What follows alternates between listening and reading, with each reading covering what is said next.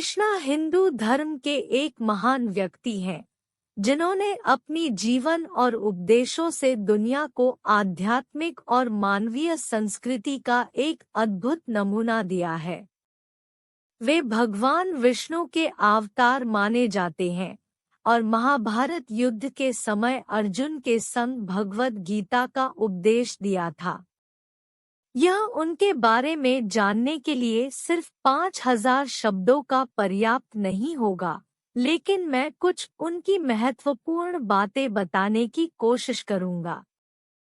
बाल लीला। कृष्णा की जन्म तिथि जन्माष्टमी के रूप में मनाई जाती है। उनकी बाल लीला के दौरान वे चुनौतियों का सामना करते थे, जैसे कि माखन चुराना और गोपियों से खेलना। रास लीला। कृष्णा की रास लीला उनकी सबसे प्रसिद्ध लीलाओं में से एक है। इस लीला में कृष्णा गोपियों के साथ नृत्य करते हैं और उन्हें अपने समीप लाते हैं। भगवद गीता। कृष्णा अर्जुन के संग भगवद गीता का उपदेश देते हुए दिखाई देते। कृष्णा एक बहुत बड़े शिक्षक और प्रेरणा स्रोत। उनकी बातों से बहुत से लोग प्रेरित होते हैं और अपनी जिंदगी में सही दिशा प्राप्त करते हैं। उनके ज्ञान और उपदेशों में बहुत गहराई और तार्किकता थी। अनहोनी धर्म और सामाजिक मदन को समझाने में बहुत महत्वपूर्ण योगदान दिया।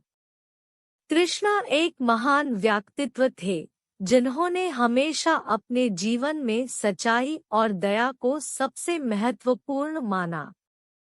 उनके व्यवहार से दिखाया गया कि वो एक सज्जन और दयालु इंसान थे। कृष्णा का जीवन और उनकी कथाएं बहुत सुंदर है। उनकी जीवन गाथा में बहुत सारे रोचक किस्से हैं, जिनसे लोग भावुक होते हैं और उनकी जीवन से प्रेरित होते हैं। कृष्णा के द्वारा दिए गए उपदेश जीवन को सार्थक और सही दिशा में ले जाने के लिए बहुत महत्वपूर्ण होते हैं। उनकी बातों में प्रेम, करुणा, सहानुभूति और एकता के तत्व प्रधान थे।